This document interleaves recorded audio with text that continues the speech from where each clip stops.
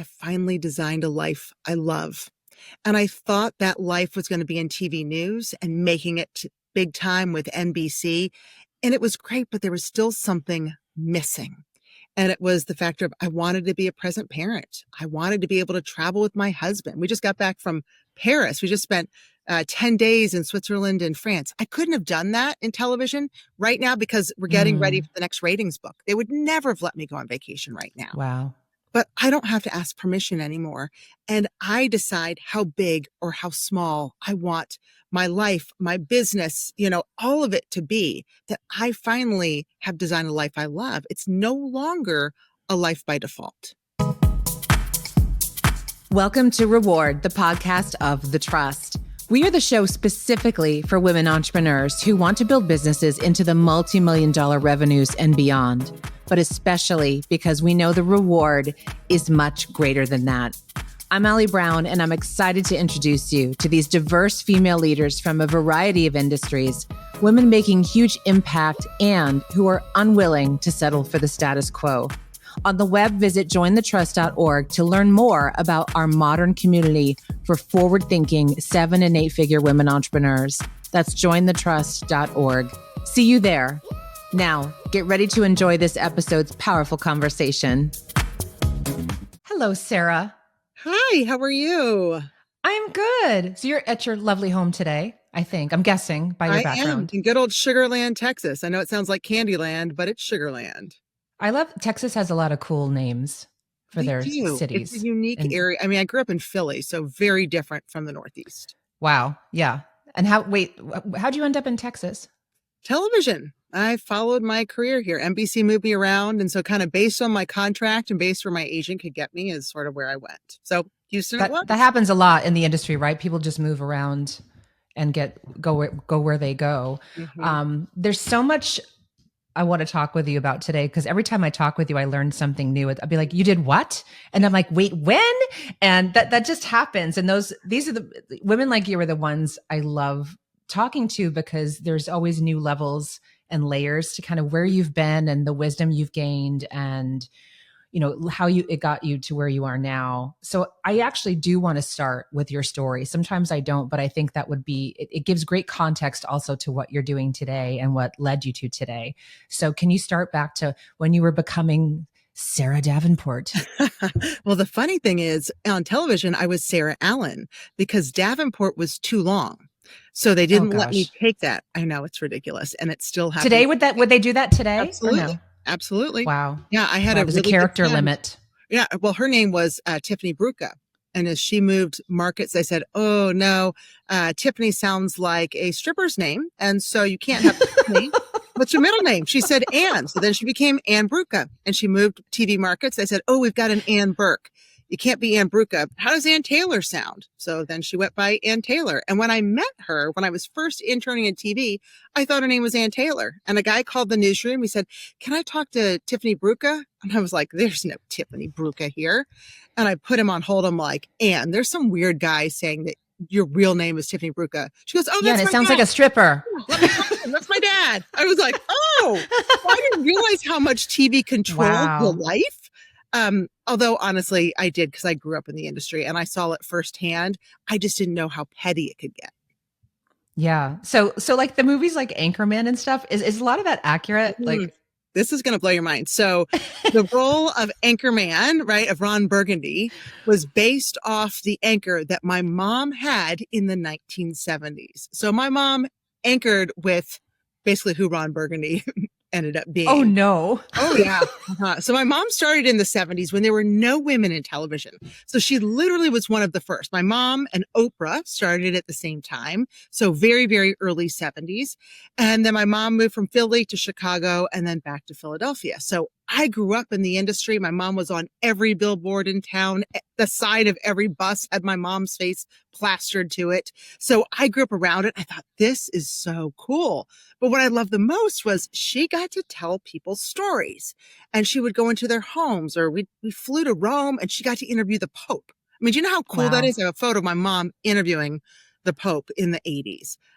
Yeah. We got to do really awesome long form stories, like digging in and getting to the heart of it back when long form stories for local news were a big thing. Now it's more ambulance chasing. It's more, that's how it is. If it Yeah. bleeds, it leads, like they say. Yeah. I remember growing up and there were actually good news stories. You would watch it. We would have it on during dinner. I would Yes. never, I ever don't do that have, today. I don't even have television in general on like ever. And then you remember, just sit down for the family dinner and let's put on the news, we'll learn something. Absolutely. It's so different. So as you got into the industry, what things surprised you or weren't what you thought or changed and shifted how you viewed it? Well, a couple of things. I actually went into my first job in TV really not knowing what reality was, right? So my mom was this big time anchor making huge 6-figure income in the 80s. She had 9 weeks of vacation, Saks Fifth Avenue. We'd go there and she had, clothing allowance, basically whatever outfit she wanted and her own dressing room.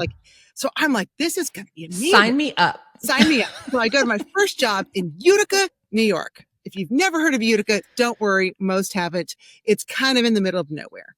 And so I go to Utica and I have a clothing allowance. I think it was like $500 at this one women's clothing shop. And let's just say it's probably not something you and I would wear, the kind of stuff that they had in there. I was like, not going to be my thing. I had 2 weeks of vacation and I made a whopping $22,000. Not what my mom had made, where the 9 weeks of vacation.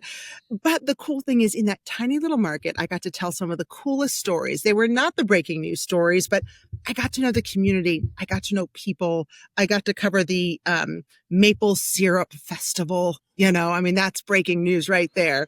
So it wasn't exactly big, hard news kind of industry, but I got to really learn the basics of news, of how to connect with people, connect with an audience, even though it was a tiny audience. I loved every minute of it. And then I made my way up to Knoxville, Tennessee, and I did a lifestyle show. So, I got flown out to Dr. Phil. I was on Dr. Phil's show. That's for another podcast episode. That's on its own. I got to interview really cool people. We traveled. Our show was all the good news that's going on. Now that kind of show does not exist anymore. It doesn't really even exist in Knoxville anymore. But in the, I guess this was like early 2000s, people were craving that and they went ahead and gave the audience what they wanted. And we had the number one, like the highest rated NBC show in the nation of any market. And that was it. And it was good news. So you'd think people would realize, maybe people actually want good news stories.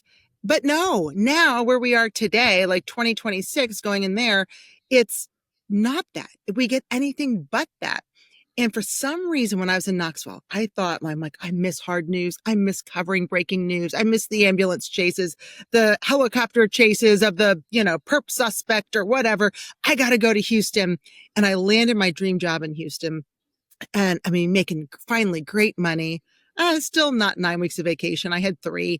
But I'm like, this was it. 4.3 million people watching my show every morning. I'm like, this is it. And I hated it. I hated it.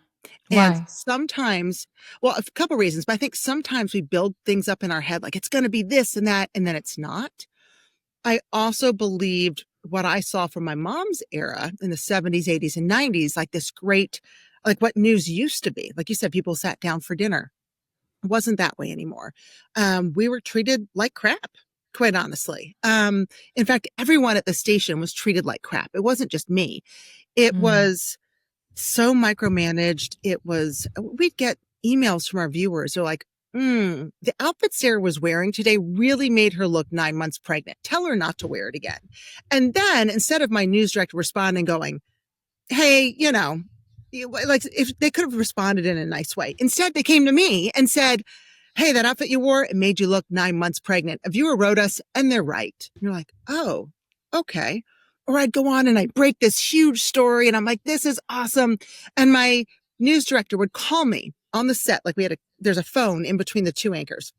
I'd pick it up in the first commercial break. I'm like, hello, thinking they're like, you just crushed it. You got the lead story. And they'd say, your earrings dangle, take them off, click. And I'm like, what? Like you didn't care about like the news side. It was my earrings. It was my lipstick. It was my what? Like, and that's how they controlled my name. Davenport was. You were a commodity. Yeah. And I just, it wasn't what I thought it was going to be. But that's all I ever really knew. I knew I loved telling stories. I knew I loved connecting with people. I just didn't know what else I could do. Yeah. So what was the turning point for you that you decided to, you know what, I'm out of here. I'm going to do something different. You know, were you pushed away from that, or did you kind of catch on to something that you went for? No, I was definitely, it's how the industry went. I was pregnant with my second child and a huge hurricane was coming to Houston. And so when massive news stories come in, like my husband, my kids, they left town, I go to work. I'm going to the eye of the hurricane. I'm going to the battered. Sarah, live from the eye of the hurricane. Pregnant. Okay, by the way, when there's no electricity and there are no bathrooms you can get into, and you're 8 months pregnant, that's not fun, right? And so they sent me back to the set so I would just anchor.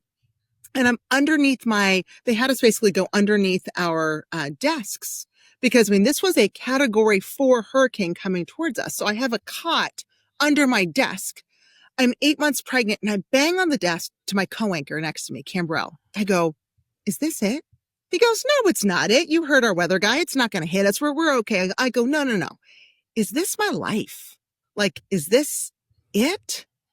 And he's like, well, plan B. And I'd never heard anyone talk about a plan B at that point. And so it really got my wheels turning.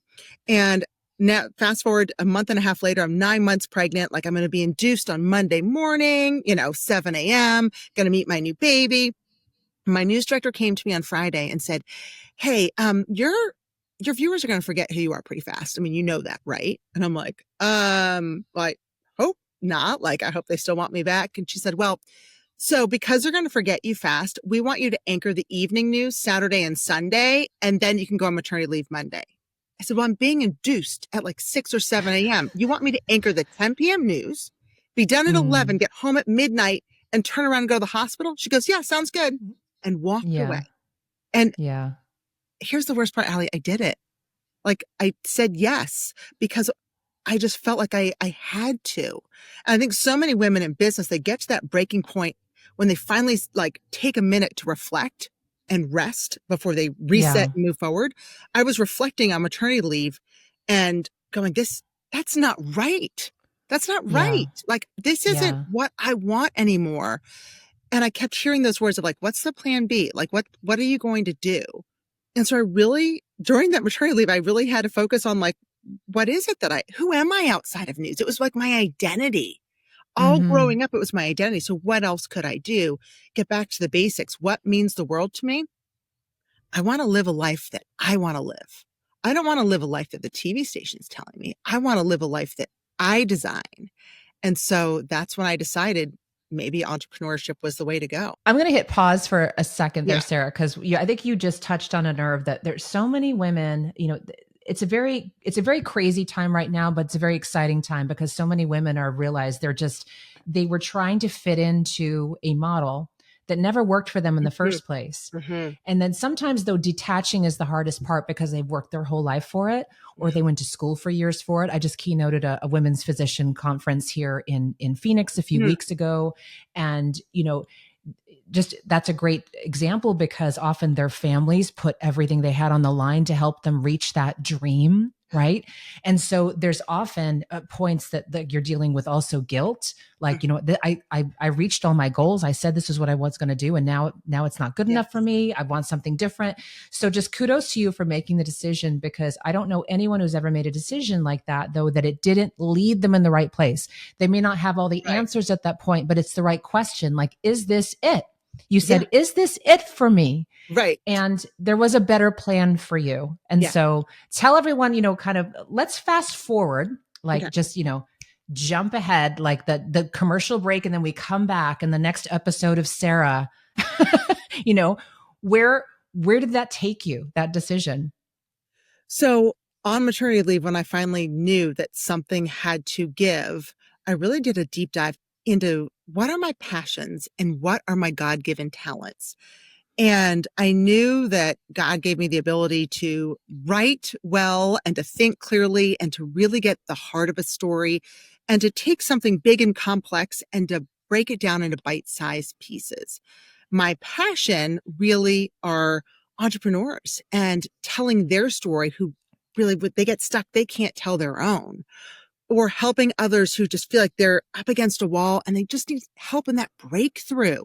Right. And so you do that amazingly with the trust. I started doing that though with other TV anchors. I started helping them kind of go through this process and figure out what other things could they do. Once I figured it out, I thought I need to help others. So that's where my ideas of my first company, Breaking Out of Breaking News, came from. Was I'm like, I want to help others get out of this crazy industry because I knew it wasn't getting better. I really had that lens of being able to see way back to the 80s, like way back, right? And to fast forward to today and go, I've seen the changes. Local news is a Titanic. It is sinking. I grabbed a life vest. I'm on the lifeboat.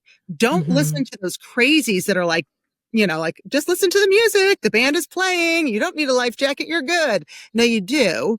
And you need to figure out what your next step is. So I decided to get into that. But while I was building it out, I also found my other passions, which were wellness and more holistic living. And I found a company that I could be a speaker for, a trainer, help them open up new markets. So I really started chasing my passions to figure out who was I outside of TV. Okay. And then that led you also to, I do want to talk about LinkedIn because LinkedIn has become a whole other business for you as well. Yeah. So you're doing the speaking, you're helping people. A lot of people want to get out of news right now, like you said. How did that turn into was it the breaking news that then you started adding on the LinkedIn stuff? And I'm going to just full out say like, LinkedIn's just so interesting. And you and I have had many conversations about it that, LinkedIn is what we call it's the work party that no one wants to be at. I've heard that described over and over and over. And it's just something about it that's like irritating but it's such a great resource. It's such a great place to go. And like for years, I'm like, I don't want to be here, but I know I should be here. There's like, it's a great way to make connections. You can find anyone. There's no other place that you can pretty much guarantee find anyone you're looking for who has a job. Yes. Who is employed. Yes. They should actually have LinkedIn. If you think about it, they should have LinkedIn dating because everyone has some type of income generally. I mean, really. Well, the average income on LinkedIn is over 6 figures of LinkedIn users. So yes, you're right. But the other thing is, I'm going to dispute you because it is the LinkedIn party I love to attend. I'm serving the appetizers. I know you love it. Sarah's going to host it full on, and she's there for us with LinkedIn. So let's talk about that. Yes, like, how did you land in that? So 2020, right? I mean, what else? I had a kindergartner at home, and I was failing teaching him how to read, how to tell time, tie his shoes, all the things. And I figured I could either become a raging alcoholic with the wine that I loved, or I could go and figure out and learn something new. So I opted for the learning something new. And I went all in on LinkedIn because I knew it was the platform that's the most misunderstood. I knew that I feel sorry for it when you say it that way. I know, but I'm the geek. I'm like, I want to do the deep dive research on this because I think people know they should be on LinkedIn. They know, even as entrepreneurs, that there are endless possibilities on LinkedIn, but they don't know where to start. They don't know what to do. And like Instagram's easy. TikTok's easy. Now it's not easy to stand out. Absolutely not. But it's easy just to get on and post and feel like your friends are liking it. Your grandma, your Aunt Mabel down the road, like, oh, I must be doing something right. But it doesn't actually move your business forward, especially today, right? It's so difficult to be seen over there. So I dove into LinkedIn like, all right, who are these people? And how can I do it differently, right? So on LinkedIn, less than 6% of people post. And I thought, well, if that's the case, if I just start posting about my breaking out of breaking news, I think I'm going to be seen, right? Okay. And I'm like, what else do I know about LinkedIn? People are here not just for jobs. They're here for opportunity. They're looking for opportunities to connect, opportunities to be a speaker, right? So I thought I could use it for that platform, opportunities to, help people find a new job, there's so many opportunities. So I thought, okay, I'm going to lean into the opportunity side. I'm going to lean into the fact that very few people actually post. And I'm going to take what I know from TV of how to truly hook people, not these stupid AI hooks that are out there, but how to really engage people. And then create an actual community where we actually feel like the people, not just random crap. Because most people do random crap. It's like throwing spaghetti on a wall. That's what people do with LinkedIn. Then they go, it doesn't work. No, you just don't know how to play in this sandbox. And it is my favorite media sandbox to play in. And so I dove head first, all in, started with 86 connections and did all my research, joined all the courses, read all the books. And it took about 6 months. And all of a sudden I saw exactly what I thought would happen. It did happen. And my business took off. And it was like almost too much business because I was standing out like crazy. People saw who I was authentically. I wasn't using AI to write all my stuff. I wasn't being weird in the DMs. I built it as if I was just talking to friends. And I built it in a way and wrote in such a way that I would have for TV news. And so as it took off, people started coming to me going, okay, I don't know what you're doing, but I want you to do that for my business. I'm on, well, right. Maybe I could do that. And in fact, I have all these TV newsies who want out. What if I hire some of them to come write? That was the brilliant move. I've told you that when I realized what you did, that was just brilliant because you actually had a pool of people who were looking for other ways to earn income, who knew how to create a story, who knew how to write. Because that's one of the biggest challenges still. And because you're right, AI creates, drivel and it's listening to us right now. I'm sorry I said that, but we want to be polite. It'll give us the nicest pod one day when it's harvesting our energy. When, there's so much stuff out there right now that if you have a well-crafted post that has intention and has a purpose, right? Those are not easy to create. You can't just hire anyone to do that. And I just thought that was a brilliant move. Yeah. It takes time, and you have to have someone who loves to write and who loves the platform. I was like, oh, check and check. That is me. Yeah. Like I love LinkedIn. I would be on there. This is so embarrassing, Allie, but I'd be on there 4 or 5 hours a day if I could. Like that's how you would enjoy the platform. I do. I know you would. So much good stuff. Or the AI crap. I love just almost calling them out on it. Do you want to troll them? Have you trolled anyone? I do. I found a news director on there writing about how important it is to, create authentic content. And it was clearly written by Chat GPT. And so I wrote at the bottom, I was like, great points. Unfortunately, you went to AI instead of actually giving us your thoughts. Do you want to tell us your real thoughts now? Ooh. Oh my gosh. So I called her out. That's the other thing. You can be a little disruptive on this platform and have some fun with it. And it's totally okay. Why is it okay on LinkedIn? Why don't you think that people expect you to challenge they want to see it? It's this platform. They want to either they want to be better or they want to know, they want authenticity, not the stupid comments of kudos to you or great point, great post. That stuff means nothing. Get in there, create conversations. LinkedIn wants it where you put out a post and then eventually you start getting conversations. Somebody writes something and you respond and they respond again. When that happens, LinkedIn just pushes your content way up. The algorithm's like, yes, please, a great conversation. So I'm all for a good disruptive conversation. Let's get it going. Yeah. And so you do this now for clients of all types. And I wanted to say you've been also generous, giving us some help with the trust as well. And we've been so excited to work with you because finally I was at the point I'm like, all right, we need to do something over here. I've been, kind of diddling around on it. But it just made so much sense for what we're doing. Right. So I'm excited as we're starting to see, more activity and things happening.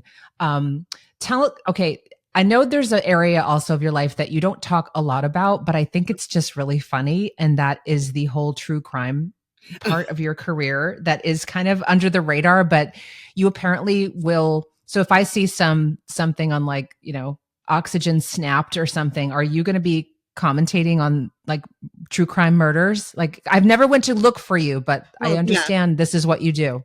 Yep. Snapped Killer Couples is one of the shows that I've been doing for probably a good 8 years. So I don't just do Snapped, I do Snapped Killer. I guess I And what like. is killer couples? They kill each other or they kill someone No, they together? come together and they kill somebody else. Yeah. Okay. I didn't know that was a thing. Oh Okay. gosh. Yeah. Oh, you've got to watch the killer couples. Those are even more intriguing. Like, how do they work together to do this? Oh And then what gosh. happens when one gets found out and they rat the other one out, et cetera. So that And was kind why of do they call you? Like, why are you on the hot phone list for these shows? I'm a little concerned. I love a good murder. No, not like that. I love a good murder mystery where we already know the outcome, because by the time we cover them for true crime stories, the people are already in jail, right? Like they've already gone. So it's a complete circle. I covered a lot of death and destruction in Houston. I hate to say it, but I mean, we are fourth largest city in the US and there is a lot of crime. And so it just by chance, I covered a lot of huge stories. So when I was looking to get out, my agent at first was like, hey, there's some opportunities here. Would you be interested? And I thought, sure, it'd be a good way to keep my foot in the door. And it just has continued over a decade. I keep getting called and I love it. So in fact, I just got called for a new show that Dan Abrams is doing for NBC. And I just shot for him a couple weeks ago. So I had a Wow. friend of mine say, she was like, Sarah, I'm on a United flight and you are in the headrest of the seat in front of me doing Snap Killer Couples. I was like, what? Be watching that on a United flight. Like, go to sleep, get a glass of champagne. I don't know. Yeah. Something. I just thought that was awesome. And it's one of the layers I loved learning about you, that this is just kind of part of your life and it's not, out front, but you're like, yeah, I do this on the side and it helps them out. And that's fine. Here's a right? weird little fact for you. So I'm one of the few people who've actually been at the body farm. So the body farm. Oh, do have I, you not heard of the okay. body Do I farm? even want to know what this is? All right. What is it? So actually it's at the University of Tennessee. So I got to go there when I was working in Knoxville, again, doing that lifestyle show. And there's an author named Patricia Cornwell. I don't know if you've ever heard of her, but she writes, really interesting suspense novels. But the cool thing about her is she actually goes on site to learn the science behind it. So when she writes about it, it's accurate. So she was researching a book called Blowfly that came out. And I won't get into what blowflies are, how they occur on the human body, but in any case, she came to the body farm, and the body farm is where people who have donated their bodies to science, or if there's someone homeless that nobody comes to claim, they will often end up at the body farm. And at the body farm, they have bodies decomposing in different situations. So therefore, police can come on, even the Canadian, who are they, Royal Mounties or whoever, they'll come down and train to learn how to uncover time of death, because that's actually the most important thing when it comes to a crime scene is time of death, because then the investigators work backwards. I told you I love all this stuff. So I got to go to the body farm and see bodies decomposing in different situations, but it was really unique seeing how they would take that to find out, like, get back to the crime scene. Like, how would they uncover who actually did this? So it was like real life forensics. And I'm like, I should have been in, the FBI, or I should have done, like, I don't know, forensic research or something. My husband's like, and that's just gross. Yeah. Okay. Did you volunteer to go there? Or did you have to cover a story? Okay. No, so you were just fascinated with that. Well, and it's just something unique about Knoxville. So when we did that lifestyle show, we would try to find unique things that most people didn't know were going on in their city. And that was one thing. Is that available just about, you can buy like a ticket and go look at the body farm, or is that like closed? That's nobody, no one's allowed to go unless you're in law. Okay, it's not like a tour. Okay. No. Well, apparently University of Tennessee, like the fraternities will try to like sneak on as like part of their pledging or whatever. And they're huge fences with barbed wire. Like they don't get in, but they try to get into the body farm. Yeah. Okay. Well, I learned something else new about you today. That's just gross. Strange. All right, let's change topics here. That's the gross part of our episode. Right. Now let's move forward. But before I kind of take a different direction, tell everyone where they can follow you, where they can learn more about you and all your stuff. Mm-hmm. So it's funny. I'm really not on Instagram or Facebook. I am, but it's just going to be boring stuff. Me, the 4 kids, my husband, whatever. Where they can really find me is LinkedIn. And you can see what I'm doing with my broadcasters there for sure. So Sara Davenport on LinkedIn, or you can just check out Tower View Media, right? Tower View Media Marketing Consulting. That's our LinkedIn marketing company. And like I said, it's all run by TV anchors and reporters from CNN to like CTV in Canada and all across the US, NBC, ABC, all the things. Perfect. So I had not met you before you came to the Trust and I talked to you for the first time. you're obviously, you've been so successful. You're very connected. You were all over LinkedIn even before, you ever met me. What intrigued you about joining us in the trust? What made that decision even on the radar for you? hmm I had decided about maybe 3 months before I found you that I needed a new mastermind. I just needed to kind of level up. You never want to be the smartest person in the room, right? And I'd heard the phrase that you want to take your ceiling and make it your floor. And so I was kind of at the ceiling of my prior mastermind, and I wanted a new group. I wanted people who got it, not people who are necessarily starting their business. I mean, I was there at one point. I know how important it is to have the right mentors around you at that point, but it's a different type of mentorship, a different type of need that people have, especially female entrepreneurs, because we can be on our own. It's lonely. I'm here in my office by myself. My 4 kids certainly don't get what I do. And my husband, bless his heart, will just kind of smile and it's kind of like the penguins from Madagascar, like smile and wave, boys. Like that's kind of what he does when I talk about my business. So I needed people who got me. So I was at a retreat at Miraval in Austin, one of my favorite places. I love Miraval. And I saw this banner that said the trust. And I think it said for, 7 and 8 figure female founders. I'm like, these are my people. This is what I've been looking for 3 months. I've been all over the internet and there's this banner. And so I peek behind the door and it's empty. Like everyone there was gone to lunch, or I don't know if they're at the spa. I think we were at the spa by then. And I'm like, where are they? Right. And so I go back into my meetings and I have another break and I take a peek and they're people and they're cool. So when ours ended, I walked over and they're gone again. I'm like, what in the actual? I couldn't find anybody. So I got home and I started Googling. I'm like, I've got to find these people. So once I found the trust, I reached out. I was like, okay, I am a researcher. I'm a journalist. I've done my research. I want in. Do you want me? Cause like, I know I need you people. Like I know. And so I don't know if you've ever had anyone come in that was like, so like, let's do this. Let's rock. You were like, you were hot out of the gates. Like you were just ready. Yeah. You were coming in hot. I was. And I'm like, wait, who are you? I need to get to know you. And the funny thing is like, I didn't know anything about it. I didn't know any. And I mean, I didn't even really know your background, Allie. I just knew that phrase hit home for me because I needed a community, not another networking group. Like there are a million of those and there are a million like lower level mastermind. I needed a group who got it and who could support me and I could equally support them, and that we could share ideas and we could have coaching and mentorship and fun wrapped in one. Like, where was that? Oh, it was at the trust. Oh, well, it's been so great to have you. And, I just want to mention, to those of you listening too, that the nature of a lot of the groups out there too is, if a group is good too, it will elevate you. It will get you to a higher level. And then often that's unfortunately why sometimes too, it's time for people to move on. And so, after a few years in some circles, it may be a natural pull to a different place.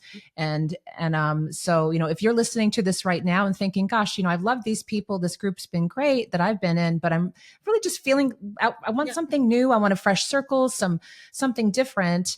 Come reach out and talk with us. And, if we're not the right group, we may even have a referral for you. I've actually sent, occasionally someone say, you know what, I know this person does more what you need. If you want like specific strategic, like content and trainings, like we're not a training group. We're not a content focused group, but in my experience, when you get these magical women together and their wisdom and their experience, suddenly that's when stuff's getting shared, stuff's getting, heard that you've never heard before.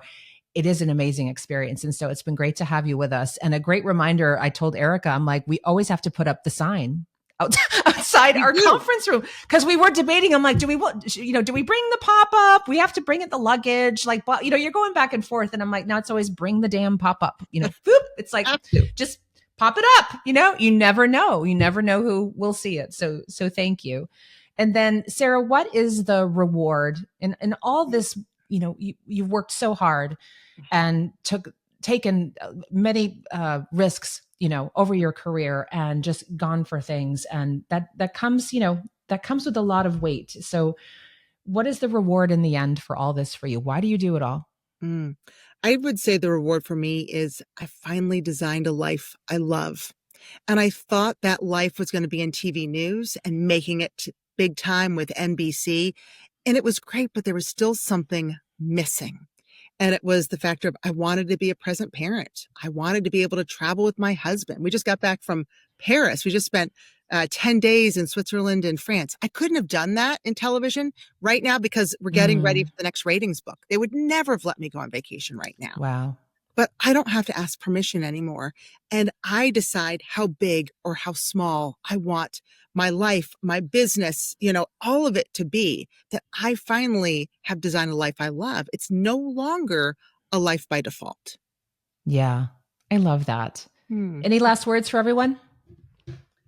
Gosh, I would say, if you're at a point wondering, what's next? Like, where do I go?